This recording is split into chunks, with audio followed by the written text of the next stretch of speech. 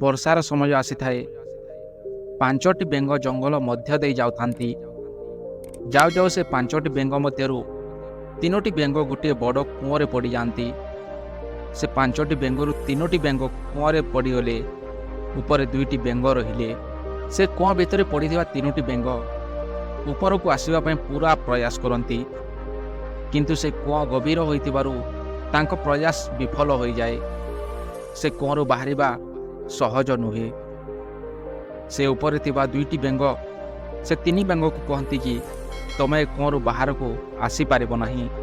ତମ ଜୀବନ ସେ କୂଅରେ ହିଁ ବିତିବ ଏବଂ ଶେଷରେ ସେ କୂଅରେ ତମ ମୃତ୍ୟୁ ହେବ। ଏ କୂଅ ବହୁତ ଗଭୀର ଅଛି, ତମ ପ୍ରୟାସ କରିବା ବୃଥା ଅଟେ। ସେ କଥା ଶୁଣି ସେ ତିନି ବେଙ୍ଗ ମଧ୍ୟରୁ ଗୋଟିଏ ବେଙ୍ଗ କହିବା କି ତାଙ୍କ କଥା ସତ ଅଟେ। ଏ କୂଅ ବହୁତ ଗଭୀର ଅଟେ, ଆମେ ବାହାରକୁ ଯାଇପାରିବା ନାହିଁ। ସେ ବେଙ୍ଗ କିଛି ସମୟ ପ୍ରୟାସ କରିବା ପରେ ଥକିକି ବସି ପଡ଼ିଲା ଏବଂ ପ୍ରୟାସ ମଧ୍ୟ କଲା ନାହିଁ। କିନ୍ତୁ ସେ ଦୁଇ ବେଙ୍ଗ ଏବେ ପ୍ରୟାସ କରୁଥାନ୍ତି କି ବାହାରକୁ ବାହାରିବା ପାଇଁ। ସେ ଦୁଇ ବେଙ୍ଗଙ୍କ ପ୍ରୟାସ ଦେଖି ଉପରେ ଥିବା ଦୁଇଟି ବେଙ୍ଗ ପୁଣି କହନ୍ତି କି ତମ ପ୍ରୟାସ ସବୁ ବୃଥା ଅଟେ। ତମେ ଯେତେ ପ୍ରୟାସ କଲେ ମଧ୍ୟ ଉପରକୁ ଆସିପାରିବ ନାହିଁ ଏବଂ ତମକୁ ପୁରା ଜୀବନ ଏ କୂଅ ଭିତରେ ହିଁ ବିତାଇବାକୁ ପଡ଼ିବ। ସେ କଥା ଶୁଣି ସେ କୂଅ ଭିତରେ ଥିବା ଦୁଇଟି ବେଙ୍ଗ ମଧ୍ୟରୁ ଗୋଟିଏ ବେଙ୍ଗ ଭାବିବ କି ଏମାନେ ସତ କହୁଛନ୍ତି, ଏବେ ଆମେ କୂଅରୁ ବାହାରି ପାରିବା ନାହିଁ ଏବଂ ସେ ବି ବାହାର ମାନି ବସି ପଡ଼େ। କିନ୍ତୁ ଗୋଟିଏ ବେଙ୍ଗ ଏବେ ବି ପ୍ରୟାସ କରୁଥାଏ ଉପରକୁ ଆସିବା ପାଇଁ। ସେ ଦୁଇ ବେଙ୍ଗ ଏହା ଦେଖି ପୁଣି କହନ୍ତି କି ତମକୁ କ'ଣ ଶୁଣାଯାଉ ନାହିଁ? ଦେଖୁଛ, ସେ ଦୁଇ ବେଙ୍ଗ ହାର ମାନି ବସିଛନ୍ତି। ତମେ କାହିଁକି ବୃଥା ପ୍ରୟାସ କରୁଛ? ତମକୁ କ'ଣ ଏବେ ବି ଲାଗୁଛି ତମେ ଉପରକୁ ଆସିପାରିବ? ତମ ପ୍ରୟାସରେ ସଫଳ ହେବ?